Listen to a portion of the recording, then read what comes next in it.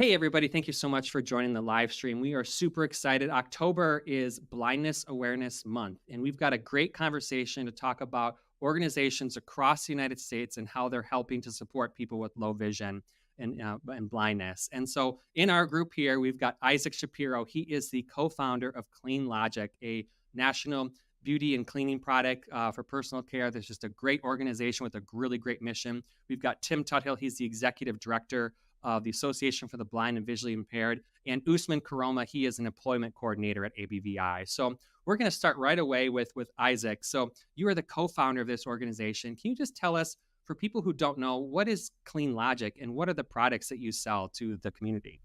Yeah, thank you, Chris. And I want to thank you for having me here today to tell our story during Blind Awareness Month. So Cleanlogic is a purpose-driven brand of bath and skincare tools known for our unique exfoliating fabrics. And the inspiration of our business is my mother, Beatrice, who's been blind since age 7. And the purpose of our brand is to increase employment opportunities for individuals with disabilities through our Purchase to Employ mission. And we do this in many ways, but there's 3 that I just would love to highlight as we talk about our purpose. It's we hire individuals with disabilities. And then we also, when we launched the brand, we founded the Inspiration Foundation, which we'll talk more about my mom, to donate a percentage of our profits to fund tech training programs throughout the U.S. And we also made a commitment for our brand to add Braille and make to all packaging and making it accessible. So a little bit about our products and our strong mission around advancing the lives of people with disabilities. So you guys aren't just making like a great product that people need. You actually like are really employing and empowering these individuals. Like watching some of the video we have here, you've got people from all different walks of life where they maybe they're deaf or maybe they have a different kind of physical disability, but they're making the product here. And you say made in the US, like that is true. Tell me about like why you guys are actually like really living out this mission. Yeah, well, I think, the biggest thing I want to make sure is, in following U.S. law, we're more on assembly rather than made in USA. So our goal is to really live this opportunity. For the last, 15 years, we've been donating to create tech training programs to help people gain meaningful employment. And 70% of the blind are unemployed, so we're still not seeing this part moving. And so the next step was we need to walk the walk and we need to hire people with disabilities. And now what we're doing is trying to build a playbook that other companies could follow and be inspired by our work. That's so great. So Usman, I mean, like you work in employment and helping people with low vision get employment. Like, why is that so important to help people kind of walk alongside them and get them the jobs they need to have to be more independent? Yeah, I think that's individuals, since like 70% are unemployed and who wants to work, who wants to contribute to the community. They want to be taxpayer. They want to invest as well into the community. So company like Cleanlogic is really great to see and great to be just pushing the awareness and to inspire other organizations. So yeah, because individuals who are blind or any disability really wants to be part of the community and be involved in it. So And Isaac, you kind of touched that at the beginning, like this personal connection. You mentioned your mom was blind. Can you tell me a little bit about her story and how that's kind of impacted who you are as an individual and as a business leader? Yeah, my mom, Beatrice, it first started, she immigrated from Mexico to go to the school for the blind at Alamogordo, New Mexico. And from there, as she worked for the U.S. government, she was working in computers early in the 70s when people didn't know what computers were. And when we moved to Arizona, my mom started volunteering at a nonprofit that serviced the blind and visually impaired. She built a tech training program from the ground up. It was just something I saw. My mom was like a corporate mom working long hours, learning a little bit about the nonprofit space. You can put a lot of hours and do this, but you don't get paid much. And I think one of the things I learned early is to do good, you have to make money, right? And so that's where, when I think about where my mom has come from and really seeing the impact in getting people who are blind and visually impaired meaningful employment through learning adaptive technology. Especially today, we're seeing accessibility in computers are a way to even the playing field in there. So I think it's been really part of the mission, and watching my mom do this, it's something that I wanted to also, give back and really make that impact of getting people employed. And you said in another interview that I've heard from you, like, she's not like, she was just your mom when she was around the house. I mean, you would get in trouble or you would have to do your chores. Like, she was just like any other person. I think like sometimes you almost only really ever notice it when you went out in public, and she would use the white cane to like get around at like a restaurant or something like that. Like, tell me a little bit about that too. Like, how we can, the awareness we're building for people who have blindness or low vision or disabilities. Like, we're just helping to make that more accessible and aware for able-bodied people. Yeah, I think when you talk about, my experience as a child, I go back to what's my purpose today. And what I think bothered me growing up is at home, like you had mentioned, my mom ran a tight household, the chores and getting things done, and what going out in public and going to restaurants and having people stare at my mom and being curious and kind of looking at where I felt like we're different or we're weird. And as I've gotten older, what I've learned through my business experience is actually most people don't have engagement with someone with a disability, or I'm going to go even deeper within vision loss. So a lot of people are just more curious. And so that's where I kind of feel like I'm living it out now from the standpoint of, like, as a kid, now I understand why people are staring. It's just, we got to create awareness and help them understand. And so that's where, just that part of my life, I feel, is where I'm living that out in our mission today. Yeah. Usman, what about any of Isaac's story resonates with you? Like, how inspiring is it to see someone who's not just making an impact, but someone who's successful and, their business is growing and they're really making an impact in the world?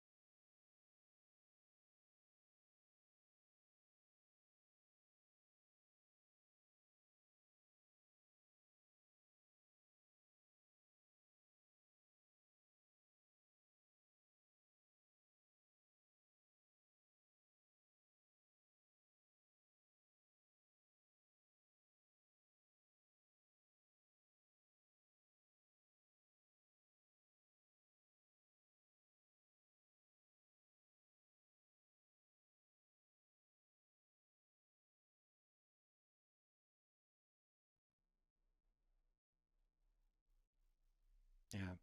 Yeah, that's great.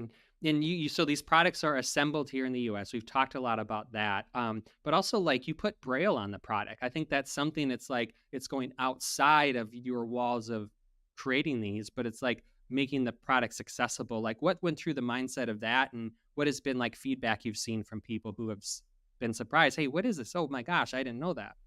Yeah, so we've been adding Braille since 2006 to the Cleanlogic products. And when we initially did this, we wanted to add Braille more as like a symbol that we're donating the Inspiration Foundation. We knew people didn't know Inspiration Foundation, so we thought it would create conversation, because everything we've been thinking about from a beauty standpoint or product standpoint is, how do we communicate to the mass market, right? So we're not just thinking people with disabilities, we're thinking we want to be this beauty brand, be the number one. And so that's where that started. But as we watch the awareness around what it's created, it's got meaning with so many different people. And whether it is blind and visually impaired people, the connection to the brand immediately. But what I go back to is, like, we're trying to educate people that don't know. Those are the ones that are going to make change. And so they're the ones that it's creating conversation. Oh, what's this Braille, or what's the bumps, or whatever. but it's just creating that common thought around vision loss. And I think when we think about the stats around Braille literacy, only 12% of people with vision loss can read Braille. And people ask, well, why would you even think about doing that? And even early on, because it's 2006, people are like, why are you wasting money adding Braille to packaging? But I always come back and say, so we don't need to have our kids read a book. They could just watch TV and listen to the radio.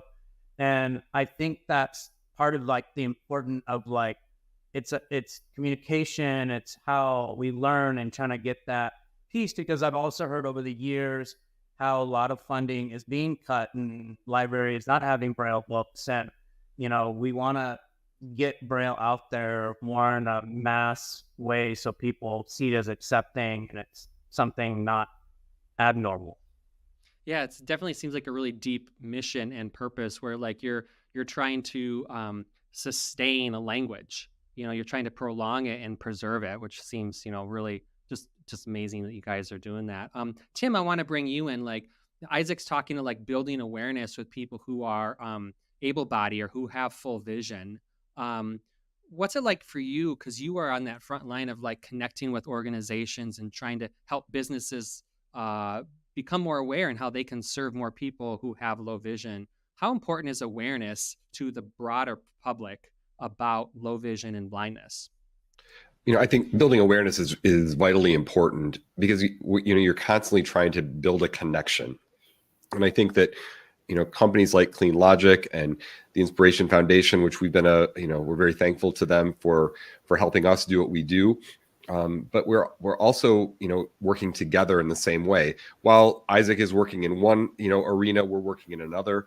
But it's wonderful to see the intersections where we are sharing that common goal of helping people not only build community, but also to build awareness in our community. So I think that these conversations are really helpful, but it's also really important that we start building stronger coalitions because, when we're all siloed doing our own little thing over here, it does create a lot of work and we're all trying to do the same thing, but we're not working together. And so that's why it's really great to work with Cleanlogic and Meijer because we're very connected with Meijer and Cleanlogic. And so coming together, that's really a nice intersection to be a part of.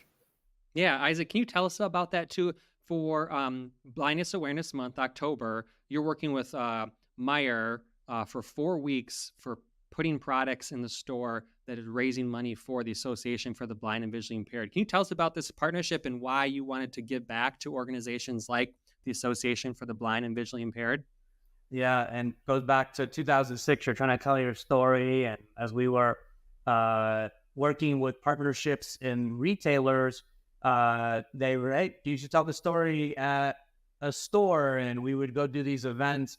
And as it evolved, blind awareness happened. So 4 years ago, we actually pioneered a concept with one of our key customers in Texas, and we created this blind awareness event. And this really was successful where we created awareness in the community. They had a partnership with the nonprofit. So when we continue to look at retailers that have the same missions and values with their community, this was an easy fit with Meijer and working with ABVI, especially since we had a partnership with the Inspiration Tech Grants and being involved with Vision Serve with Tim. We really think this is a great way to build this community partnership. Or every year we're donating 5% of our sales during the month of October. So that's where we hope to create awareness, not just in the communities that ABVI serve, but also where Meijer's at. So this has been able to go to other states. But again, it's just really building awareness around the issues and the unemployment, and really the community partner to go to for help is ABVI. And so how do we create that and sell product? Because our products are available every day at Meijer, but we can create this tentpole. And let's also remember, October is not an event with no other, important pieces around, cancer and all the other pieces that are going on in October. So we're really appreciative that Meijer, with all the things that are going on, are making space around what we're trying to do around community advocacy and creating employment for people with disabilities. Yeah. And so for people who are watching this, so at Meijer stores, it's October 15th through November 14th through their cycle. If you buy any products from Cleanlogic in the stores, parts of that money will go to support ABVI in the services that they offer for people with low vision. So you can kind of see, like here, it's like in an end cap, and you can find some of the products. It's really quick and easy to get and really help out people with low vision. So we've been talking a little bit about Tim and Usman and the Association for the Blind and Visually Impaired. But for people who don't know what that organization is, Tim, can you tell us a little bit about your nonprofit, what you do, and what are some of the core services you're offering for people? Sure. Our organization has been in existence since 1913. So for the past 111 years, we've been serving the blind and low vision community in multitude of different ways. In 2020, we partnered with Mary Free Bed as an independent subsidiary, kind of helping us with some valuable services that they do each and every day, but also providing us with a solid rehabilitation partner, well known in our state as well as across the U.S. And the primary thing that we work on each and every day is helping people to lead independent lives, to lead their best life in whatever way they so choose, not that we're directing that. And so we have 3 low vision clinics, and then we have vision rehab services. So as Usman was saying, we have an employment initiative as well as counseling and supported services. In our vision rehab team, we're working on independent living skills. We're working on orientation mobility, the white cane training. We're also doing a ton of cool programs that Usman can tell you more about they're very exciting and new collaborations. But it's all based and rooted in that vision rehab therapy. Yeah, excellent. Yeah, Usman, tell us a little bit about how you're working with people with low vision and especially some of the employment. Yeah, we provide employment services to people. So we work with them like on a resume building, building a technology skill that they'll need because as Isaac said earlier, technology is huge and it's improving for people who are blind or who have low vision. So just staying on top of that and providing us those services to them once they're in our employment program, or even if they're not in our employment program, we still provide those technology services to them. And then we also have the independent living skills, so from cooking. So like if they're in our program, um, for employment program, we work with them how to make their own lunch independently to take it to work, so they don't have to spend extra money on takeout, or like how to just make dinner, things of that. And then we also provide the same program to our youth, 14 and 26, who are in high school or other education. Again, the same employment program, just so they're equipped to find a job and start working. And so, Tim, how far around Michigan are you offering these services? So we serve 13 counties in the West Michigan area, and we're not opposed to extending our reach a little bit to meet the client or the patient or the participant wherever they are. So that I think is something that we're working on. In addition to the vision rehab services that Usman highlighted that we provide, we're also looking at a life and what's important in life to have a good quality of life. So we're partnering with Wheelchair Adaptive Sports to provide functional fitness classes, yoga classes, archery classes. We just, through the gracious donation from the Grand Rapids Lions Club, purchased a tandem bike and are offering tandem biking around our community. So we understand that it's not just getting necessary skills, but it's also enhancing those skills through other avenues and collaborations to provide that great quality of life. Yeah. And I think that, being a nonprofit and working like you're so reliant on like community support. And so that's why we're so thankful to have Cleanlogic to partner with to support the work that you guys are doing.